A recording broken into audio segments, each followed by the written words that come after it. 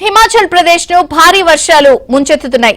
10 జిల్లాలకు వాతావరణ శాఖ హెచ్చరికలు జారీ చేసింది.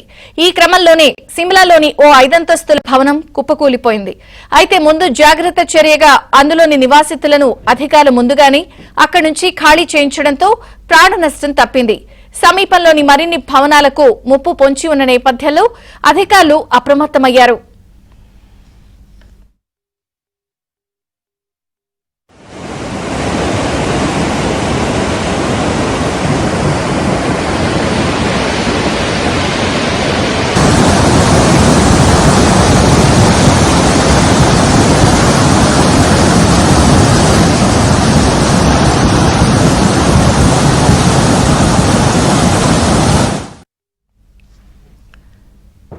హిమాచల్ ప్రదేశ్ లో వరదల కారణంగా ఇప్పటి వరకు 17 మంది మృతి చెందగా పలువురు గల్లంతయ్యారు.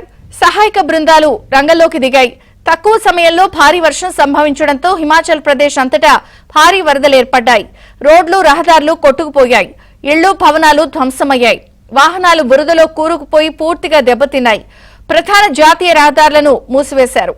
ఎన్డీఆర్ఎఫ్, ఎస్డీఆర్ఎఫ్ బృందాలు సహాయక చర్యల్లో పాల్గొంటున్నాయి.